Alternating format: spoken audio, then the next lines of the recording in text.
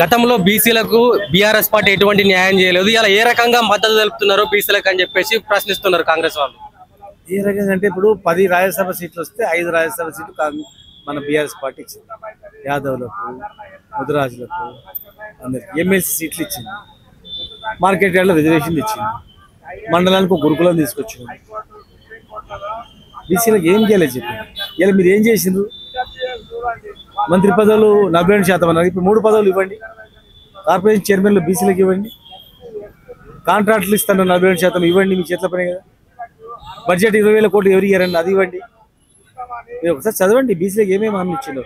గొల్ల కురువులకు 3 లక్షల రూపాయలు బ్యాంకులు ఇస్తామని ఏమైంది? చేప పిల్లలు ఏమైంది? మోస్ట్ బ్యాక్వర్డ్ క్లాస్కు మంత్రి పదవి ఇస్తామన్నారు, ఏమైంది ఇంతవరకు? మీ చేతిలో ఇచ్చినవి ఏమి ఇవ్వకుండా పదవులు మీకే, కాంట్రాక్ట్ మీకే, పైసలు మీకే ఇచ్చి బీసీల నోట్లో సున్నబెట్టి ఇవాళ బీసీలకు మేము ఏం చేసినామో ఏం చేయలేదంటే ఏం చేసినామో బీసీలలో తెలుసు, బీసీ ప్రజలకు తెలుసు. సో ఏం చెప్తారంటే ఈ నిరసన ద్వారా ప్రభుత్వానికైనా సరే బీసీ ప్రజలకైనా ఏం చెప్పదలుచుకున్నారు? ఒకసారి మేనిఫెస్టో చదవండి. కాంగ్రెస్ పార్టీ ఇమ్మీడియట్గా అమలయ్యేటువంటివి ఏవే అంశాలు ఉన్నాయి చూడండి. ఇవాళ ఇష్యూ అయ్యేటివి, ఎవరిని సంప్రదించకుండా ఇష్యూ అయ్యేటివి ఏమున్నాయి చూడండి. అవి ఇవ్వమని చెప్పండి చిత్తశుద్ధి. ఇలా పార్లమెంట్లో కానీ అసెంబ్లీలో కానీ బిల్లు పాస్ అయ్యేటివి ఏమున్నాయి, చట్టం చేసేవి, చట్టం లేకుండా ఇచ్చేటివి ఏవి ఇవ్వకుండా విద్యా ఉద్యోగాలు కూడా ఇవ్వాలి కదా. ఓన్లీ పొలిటికల్ రిజర్వేషన్ కాదు అడిగింది. పిల్లలు ఎట్లా చదువుకోవాలి, ఉద్యోగాలు ఎట్లా రావాలి, ఇంకా ఇవన్నీ ఎవరు అనేది ప్రజలే విశ్లేషించారు. సో అంటే బీసీ రిజర్వేషన్లకు సంబంధించి బీసీ సంఘాలు ఏం చెప్తున్నాయంటే ప్రభుత్వంతో అఖిలపక్ష మీటింగ్ పెట్టాలంటున్నాయి. అందుకు బీఆర్ఎస్ పార్టీ సిద్ధంగా ఉందా? దానికి మీరు చదువుకుని ఉంటారు కదా.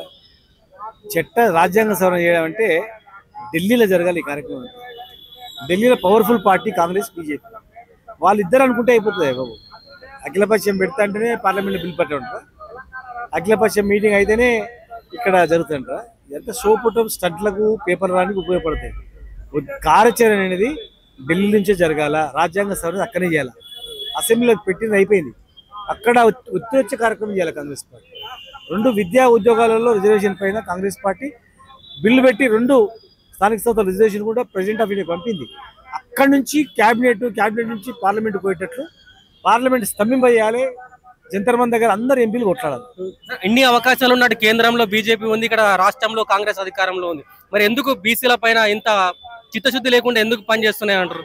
బీసీలలో చదువుకునేది తక్కువ, వెనకడికి మోసం చేస్తుపోయేది. బాగా చదువుకున్నారు, గురుకులాలు పెట్టినాం మేము. దాదాపు 300-400 గురుకులాలు పెట్టినా మంచి చదువుకున్నారు, పెద్దగా అయిన వాళ్ళంతా కూడా నాలెడ్జ్ వచ్చింది. మోసాలని గ్రహిస్తారు. రేపు ఎలక్షన్ పెట్టడానికి తెలుస్తుంది వాళ్ళు, ప్రజలు ఓటు మోసం చేసి తెలుస్తుంది.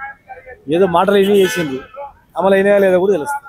గతంలో ఈడబ్ల్యూఎస్ అమలు చేసినప్పుడు బీసీ సంఘాలైనా బీసీ నాయకులైనా ఎప్పుడు నోరు తెరవని పరిస్థితి. ఇవాళ బీసీ రిజర్వేషన్లు చేస్తానంటే ఎందుకు అంటే రెడ్డి కులానికి సంబంధించిన వాళ్ళు కేసులు వేయడం, పిటిషన్లు వేయడం, ఇదంతా ఏందన్నట్టు? రెడ్డి కులానికి అంటే ఒక రెడ్డి చేసిందంటే రెడ్డి కులాలు అంతా ఏమని చెప్పింది. ఆయన వెనకాల ఏ పార్టీ ఉంది చూడాలి. అన్ని కులం వాళ్ళందరూ వ్యతిరేకం. దీనికి చెప్పిరా? అన్ని కులం సంతకాలు చేసేస్తే మేము అందరూ వ్యతిరేకం.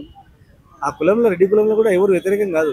వాళ్ళు కూడా చదువుకున్న వాళ్ళు ఏమనుకుంటారు, అరే మనకు 10% జనాభాకు 10% రిజర్వేషన్ ఇచ్చినప్పుడు ఒక్కడు కూడా మాట్లాడలేదు. బీసీలు కోర్టులో కూడా కేసు వేయలేదు, సహకరించిండ్రు. పార్లమెంట్లో కూడా ఎవరు మాట్లాడలేదు వ్యతిరేకంగా.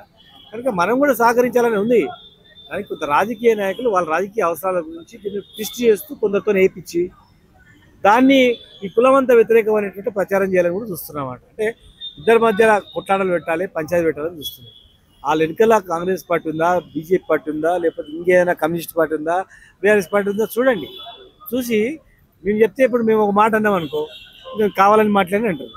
ఒక పార్టీ ఉంది, ఒక రాజకీయ వ్యవస్థ ఉంది. అప్పుడు కూడా వాళ్ళు వేయించారు. మేము ఇచ్చినప్పుడు జీవో 2018లో, ఇప్పుడు కూడా వాళ్ళు వేయించారు.